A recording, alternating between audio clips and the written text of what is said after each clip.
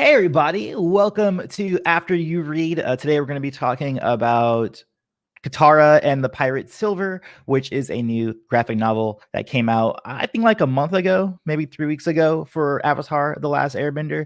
If you haven't been to an After You Read before, it's a live stream of spoiler review for certain things. So if you don't want to read or know anything about the Katara's Pirates Silver, which to be fair, there isn't a lot of spoilers in this because it takes place right in the middle of book two. Then this is the time for you to skedaddle. But I'll talk about some of my thoughts that I couldn't really speak specifically to in my non-spoiler review. And then we do a Q&A afterwards. So stick around if you want to do an open discussion about this comic book at the end of my little discussion. So as I said in my Before You Read, which by the way, if you haven't seen the Before You Read, you should go ahead and check it out first and then watch this video.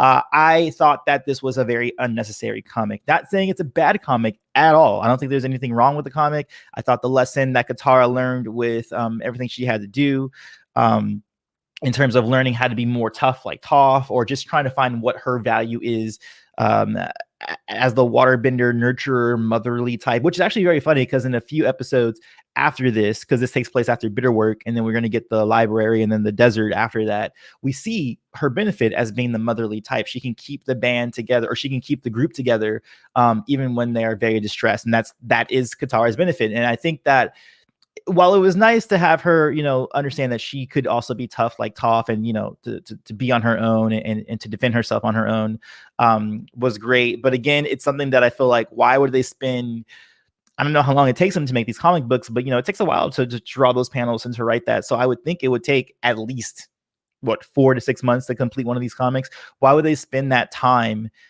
on a storyline that isn't really necessary for Katara? We kind of saw that arc for Katara in book 3, especially after her and Toph had their spat in the Runaway episode, and we saw what comes of that. So why do we need this comic when I feel like they should be spending most of this creative time making new content? Like right now, we're in the Imbalance comic books, right?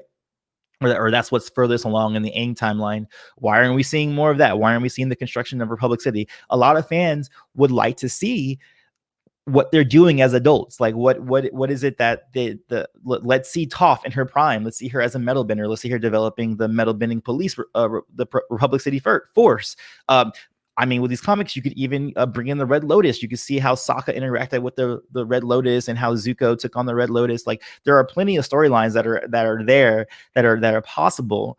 And yet we're spending this time on this very, what feels like a filler episode. Even if this was just in the Avatar series just on its own, it feels like a filler episode. And it doesn't feel like it's something that you necessarily need to read. Like, it's good extra content, but knowing that this extra content is taking away from other projects, not something I'm a huge fan of. But again, I mean, I do like the pirate character that shows up. There's a point in the story where Katara meets with someone who is I think the niece of the pirate that she stole the waterbending scroll from.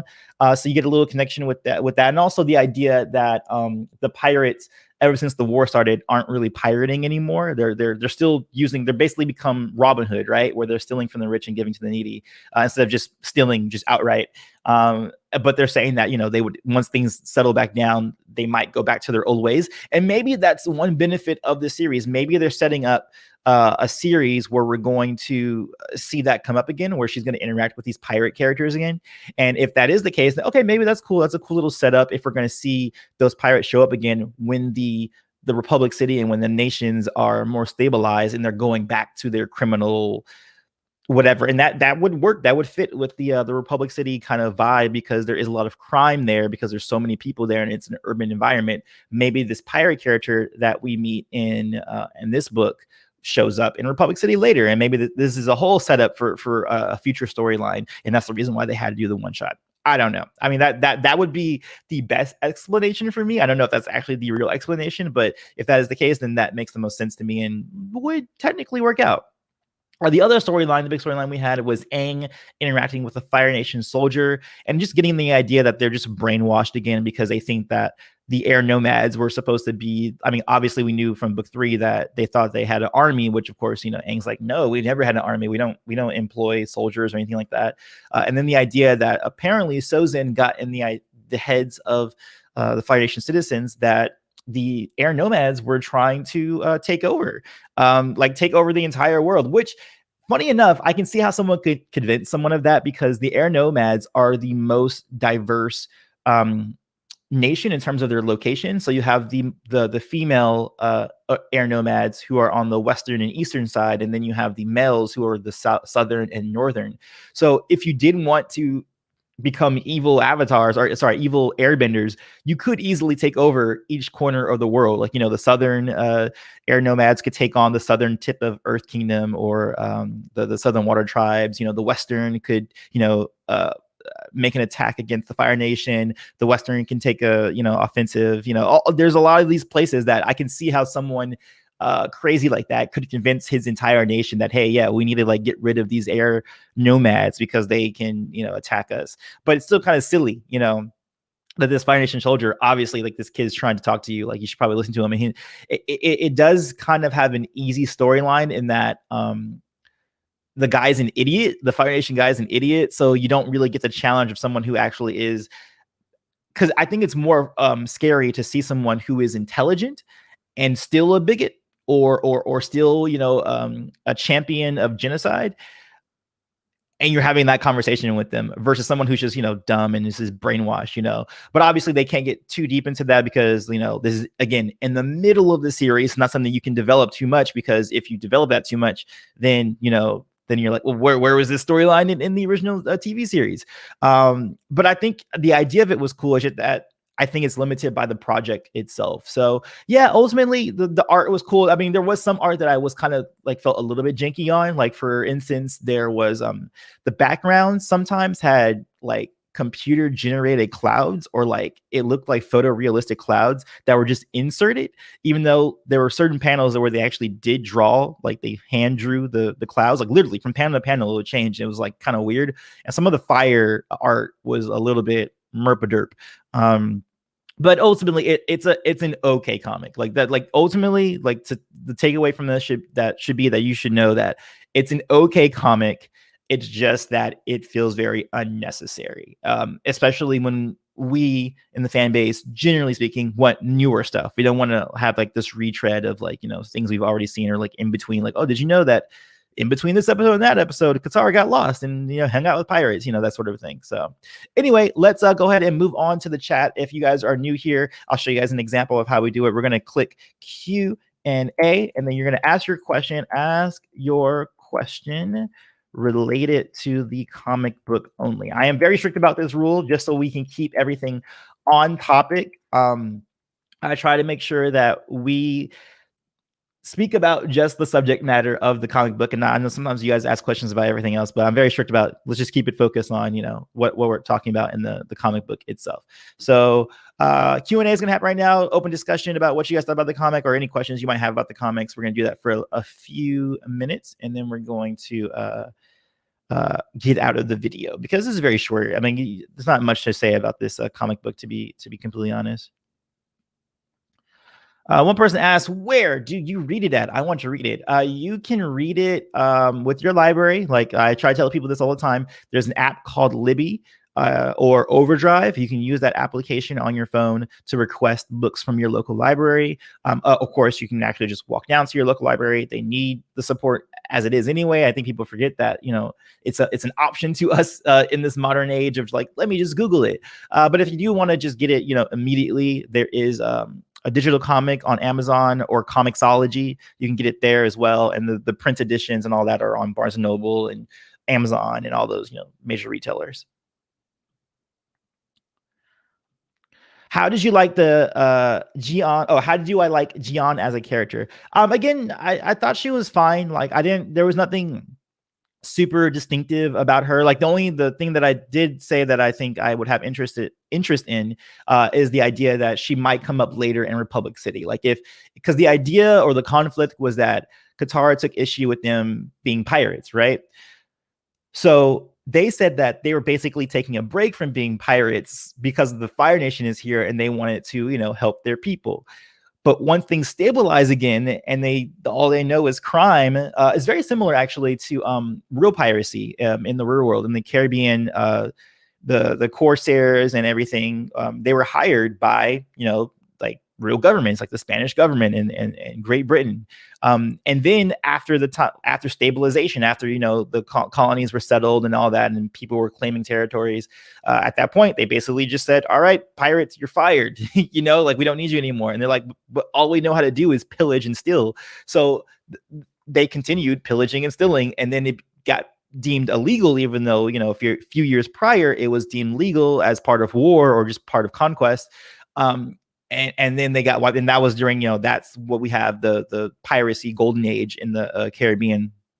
And then that goes on to they died out, and they were criminalized and all that kind of stuff. So that would be kind of interesting if we can see that happen in Republic City. If maybe Jian comes back in Republic City after she kind of told Katara, like, once things go back to normal, we're probably going to go back to piracy, and see how that maps out. And then maybe even see how that like maybe links into Toph and Toph building out the Republic City police force. Like, that would be kind of cool. Let's see. Do you think the different art style affects the comic feeling disconnected from the series? No, I don't think so. I think, especially if you were reading the Lost Adventure comics, each Lost Adventure comic that was coming out before the graphic novels even came out, like The Promise and The Search, they were all different styles, and those are different styles like every 2 or 3 pages, and also that was an anthology, so maybe it's a little bit more people are okay with accepting different styles because it's an anthology. But yeah, that's the reason why there's different, well, not the reason why there's different art, but the reason why I don't mind different art from series to series. If you're going to expand out the comic book series as much as you are now, you're going to get different styles, and that's just going to be the way it is, if you're expanding the universe as far as you're doing it. Whoops, I just missed the Q&A. Sorry, guys. Hold on. Trying to get all of you guys today. Am I the only one who finds the dialogue corny in these comics? I like everything else, but the dialogue feels off. No, I would say disagree with you on that one. I think the dialogue is very much in line with the way that it would have been spoken in the TV series itself. I think the character work and the character dialogue has always been on point. Q&A, do you think Katara's waterbending skill really shined? Yeah, I thought it shined a little bit too much. Actually, that's something I forgot to mention in my review itself, is that this is only book 2, and this is like kind of in the beginning parts of book 2, like before they even got to Ba Sing Se. Her waterbending shouldn't have been as good, and I've always had this issue with Katara just in general, as I think her waterbending skill ascension is way too fast, and I just think the skill ascension in Avatar in general is just too fast, because we were watching these kids, over the course of a year, learning all these things, when I feel like bending, or at least just in general, like in all fiction, I think anytime there's magic involved or any kind of skill set, like a fighter or anything like that, anytime they're in a story, I like to see that time gap, so like I can know that they trained for 5 years or 6 years or 7 years, versus like, oh, I trained for a month, or I trained for a day and now I'm the master. Like, that's always been a gripe for me, and it's still, I mean, it's consistent in that this is how Katara is depicted in the show, but again, I think that her power levels are just too high too soon, especially in this comic book. Is the comic the most recent Avatar: The Last Airbender comic? Yes, this is the most recent one to this date. The next one that's coming out is about Toph and her metal bending academy.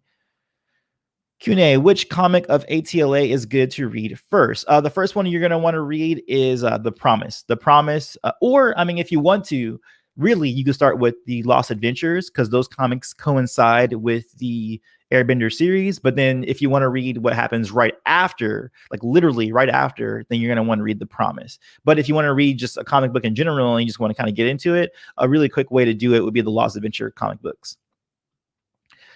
Katara's past was really dragged on with her mother and such. Who do you think decided to focus on Katara's arc instead of diving into a less deep character's background? Yeah, it's true. Like, it's interesting that they did a one shot with Katara in this. If anything, I would say Sokka is more in need of like a one-off, although I think he has enough. Like, I don't think I think that I would like them to go and expand away from the main cast if they want to do new stuff, which is what I'm interested in, because apparently the comic books that are coming out for Korra, the new trilogy that's coming out, which are also just one shots, are supposed to be about like non-main characters. So I think that would have been more interesting. Like, maybe if this whole comic was about Jiang, like without any of the other cast, it could have been a lot more interesting than, having Katara in it.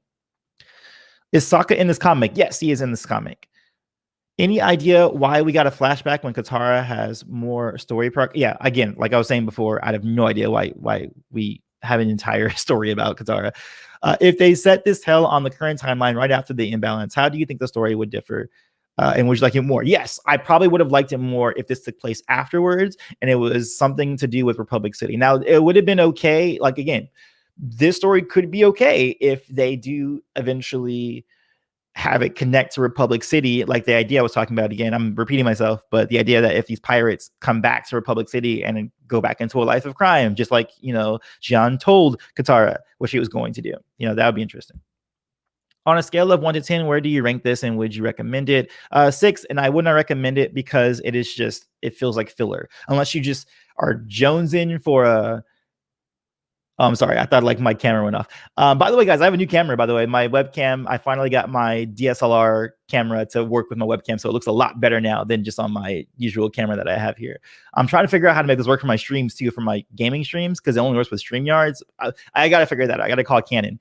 But yeah, I wouldn't recommend this unless you just really, really want you're jonesing for some Avatar content. But this is a very skippable, like, when it's all said and done and we have all the Avatar content in the world, it's all solidified or whatever, and Mike and Brian retire, no one's really going to be talking about this comic book. It's a very forgettable comic book.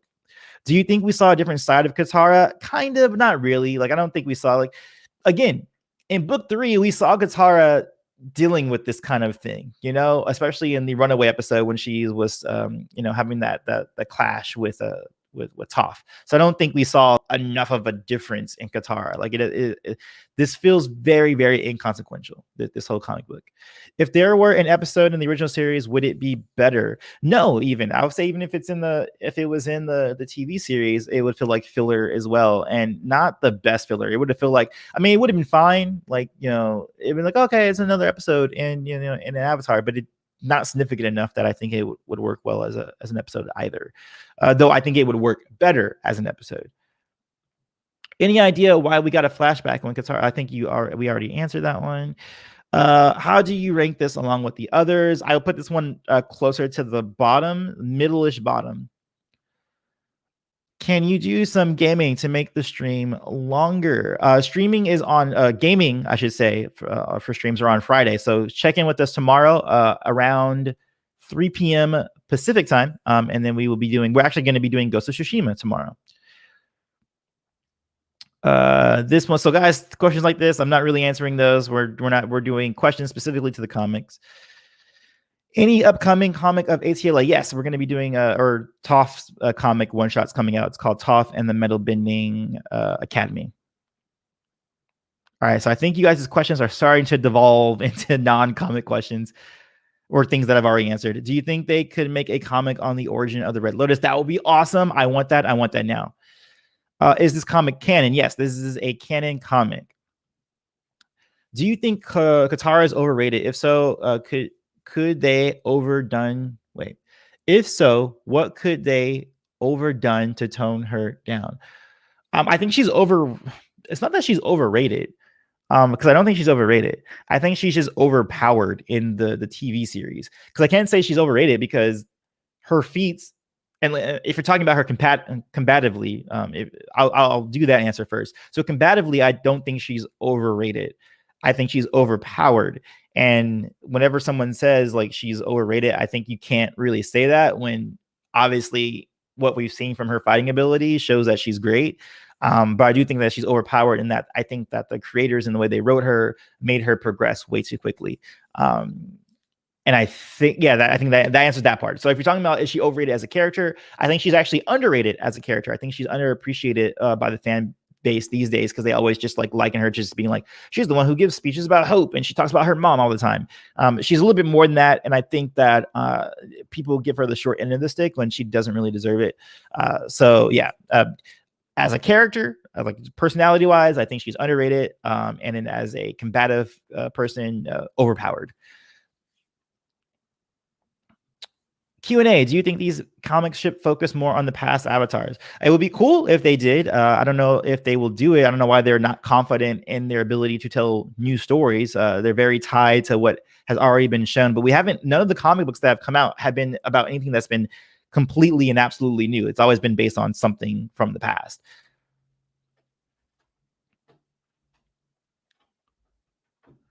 Q&A, do you want to see a comic about the gang and their time in play? Yes, I already answered that. Q&A, do you think there is a comic coming for Azula after the Search comic? That would be cool. That in particular, if they did a one-shot on Azula, would be really dope. I think that would get me jazzed, because that would be a new storyline. We can see what's going on with her, because she's still kind of in flux after the Community Kaje comic book arc and the Smoke and Shadow stuff. Like, we don't really know what's going on with her. So that would have been incredible.